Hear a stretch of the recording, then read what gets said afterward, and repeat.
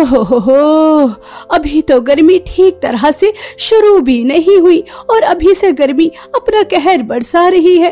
देखो तो बहू, घर कैसे तप रहा है। सुबह में ये हाल है, दोपहर में तो न जाने क्या हाल होगा। गर्मी से मैं तो बेहाल हो रही हूँ। माँ जी, ठीक कहा आपने। सुबह सवेरे उठकर झाड़ू इसीलिए लगा रही थी ताकि गर्मी की चिलचिलाहट से बच जाऊं, लेकिन देखिए पूरी साड़ी पसीने से तर हो गई। मैं तो इस गर्मी से बहुत परेशान आ गई। हाँ। अरे भाग्यवान, भोजन थोड़ा जल्दी तैयार करो। तौबा तौबा, इस गर्मी ने तो तबाही मचा रखी है। एक तो यह मिट्टी का चूल्हा और ऊपर से इसके अंदर से निकलती गरम गरम ये लपटे, इन्होंने तो मुझे झुलसा कर ही रख दिया। अगर यह पापी पेट ना होता तो मैं इस गर्मी में इस चूल्हे के आगे कभी ना आती। दीदी, आपने बिल्कुल ठीक कहा। इस बार की गर्मी ने तो हम सबके प्राण ही निकाले रखे हैं। अरे बहू, अभी सत्तू बना नहीं क्या? जल्दी से सत्तू लेकर आ ताकि मेरे शरीर को कुछ ठंडक तो मिले। माँ जी, बस 2 मिनट, सबके लिए सत्तू बनकर तैयार है, बस अभी लेकर आती हूँ। वैसे दीदी, कुएं के ठंडे पानी का ही सत्तू बनाया है ना? मैं तो सुबह सवेरे 2 मटकी भर के लेकर आई थी ताकि सबको ठंडा ठंडा सत्तू मिल जाए। अरे गंगा, तुम परेशान क्यों होती हो? मैंने उस कुएं के ठंडे पानी का ही सत्तू बनाया है। चलो, नाश्ता तैयार है, अब मिलकर नाश्ता कर लेते हैं। और फिर 5 बहुएं और उनका पूरा ससुराल बाहर आंगन में बैठकर नाश्ता करते हैं। वाह वाह वाह, शरीर को बड़ी ठंडक मिली ये ठंडा ठंडा सत्तू पीकर। बहू, सत्तू में क्या बर्फ डाला था? लेकिन बर्फ आई कहाँ से? अरे माँ जी, इस सत्तू में कोई बर्फ नहीं है। वो जंगल के पास वाला कुआं है ना? हाँ, छोटे से तालाब के पास। बस कल दीदी और मैं वहाँ से गुजर रहे थे तो उस कुएं का पानी पिया तो बहुत ठंडा था, तो बस सुबह सवेरे उसी से पानी लेकर आई हूँ। पानी तो सचमुच बहुत ठंडा है, पूरे शरीर को ठंडक मिली। चलो अच्छा है, चलो अब हम काम पर चलते हैं। दीदी चलो, अब हम भी पानी भर कर ले आते हैं, इससे पहले कि गर्मी से बेहाल हो जाएं। वैसे भी साड़ी तो पसीने से पहले ही तर हो चुकी है। सोच रही हूँ वहाँ जाकर उस कुएं के ठंडे ठंडे पानी से नहा भी लूंगी। मैंने तो एक साड़ी रख भी ली है। हाँ गंगा, तुमने बिल्कुल ठीक कहा। मैं भी उस कुएं के ठंडे ठंडे पानी से नहा कर ही आऊंगी। कम से कम कुछ देर के लिए तो राहत मिल ही जाएगी। मैं भी आपके साथ जाऊंगी। मुझे भी कुएं के ठंडे ठंडे पानी से नहाना है। मुझे भी बहुत गर्मी लगी है, मुझे आपके साथ जाना है। अगर इमली जाएगी तो मैं भी जाऊंगा, मुझे भी नहाना है। अरे बच्चों, तुम इतनी गर्मी में कहाँ जाओगे? तुम कहीं नहीं जाओगे, आओ मेरे पास आओ, मैं पंखा कर रही हूँ। गंगा बहू और अवंतिका बहू दोनों अपने मटके उठाती हैं और कुएं से पानी भरने के लिए निकल जाती हैं। रास्ते में उन्हें उनकी पड़ोसन उर्मिला मिलती है। अरे तुम दोनों मटके उठा जल्दी जल्दी कहाँ जा रही हो? उर्मिला भाभी, कहीं नहीं, बस कुएं से पानी भरने ही जा रहे हैं। और तुम बताओ, तुम कहाँ से आ रही हो? तुम्हें तो पता ही है कि अभी तो गर्मी की शुरुआत है और अभी से गर्मी ने अपना कहर बरसा रखा है। इसीलिए बस थोड़ा सामान खरीदने गई थी, क्योंकि हम गांव छोड़कर जा रहे हैं ना। गांव छोड़कर जा रही हो? मगर कहाँ? अपनी नानी के घर जा रही हूँ। वहाँ पास में बहुत सारी नदियाँ हैं और मेरी नानी का घर नदी के बिल्कुल पास है। पानी की ठंडी ठंडी लहरें आती हैं, जिस वजह से गर्मी का तो पता चलता ही नहीं। और बड़े बड़े पेड़ भी लगे हैं। बस यही सोचा कि गर्मी गर्मी बस नानी के यहाँ रहना है। ठीक है तुम्हारा, हमारा तो मायका भी ऐसा और ससुराल भी ऐसा। दोनों बहुएं अपने मटके लेकर तपतपाती गर्मी में आगे बढ़ रही थी और कुछ समय बाद वो उस कुएं पर पहुंच जाती हैं। गंगा, इस कुएं का पानी इतना ज्यादा ठंडा है तो सोचो कुआं अंदर से कितना ज्यादा ठंडा होगा। काश हमारा ससुराल भी इस कुएं की तरह ठंडा ठंडा होता तो हम भी इस गर्मी से बच जाते और हम भी अपने ठंडे ठंडे ससुराल में ऐश की जिंदगी काट रहे होते। दीदी, यह तो आपने बिल्कुल ठीक कहा। काश ये कुआं ही हमारा ससुराल होता। कम से कम इस चिलचिलाती गर्मी से तो हम बच ही जाते। कम से कम इस धूप से तो हमें राहत मिल ही जाती। दीदी, पास में किसी के रोने की आवाज आ रही है। यहाँ कौन रो रहा है?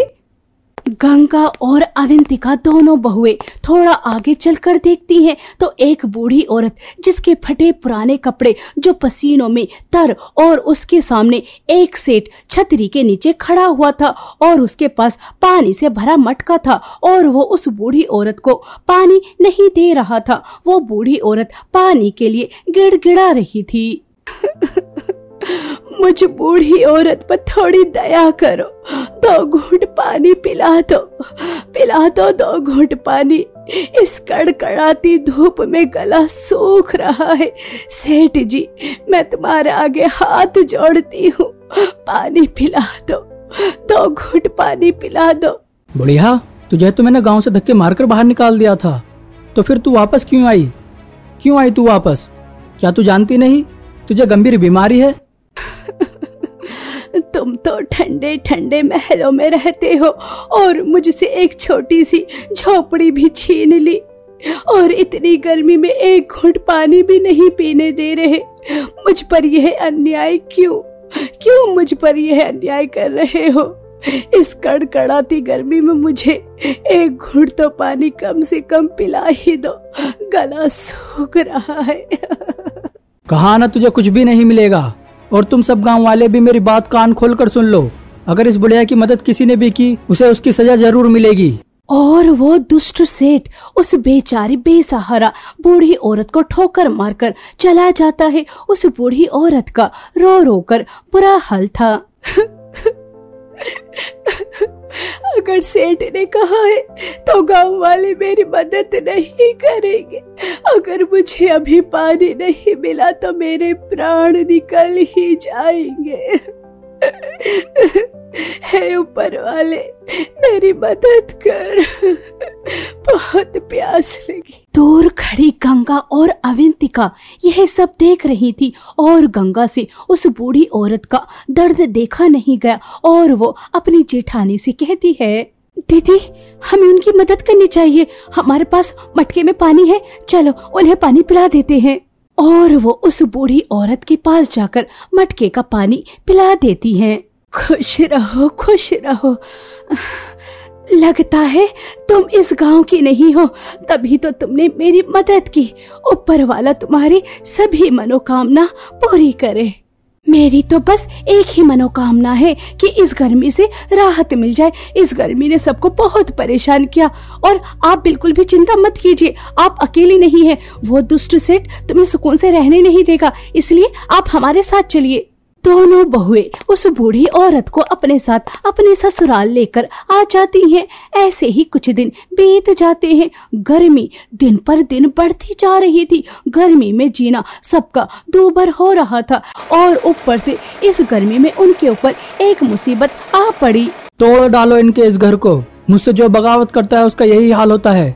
अरे अरे सेठ जी, यह तुम क्या कर रहे हो? अगर तुम हमारे घर को तोड़ दोगे तो इस गर्मी में हम कहाँ रहेंगे? हमारे घर को मत तोड़ो हमारे घर को। सेठ जी, अभी हमारे मर्द घर से बाहर हैं, जब वो वापस आ जाएंगे तब बैठकर बात हो जाएगी। देखो, हमारे ससुराल को मत तोड़ो, अगर हमारा ससुराल ही टूट जाएगा तो हम सब कहाँ जाएंगे? एक तो वैसे ही इतनी ज्यादा गर्मी और ऊपर से सर छुपाने के लिए छत भी नहीं रहेगी। सेठ जी, हमारे ऊपर थोड़ा तो रहम करो। देखो, वो बेचारी बूढ़ी औरत अब हमारे घर में नहीं है, वो तो चली गई। और वैसे भी हमने एक प्यासे को पानी ही तो पिलाया। प्यासे को पानी पिलाना क्या कोई जुर्म है?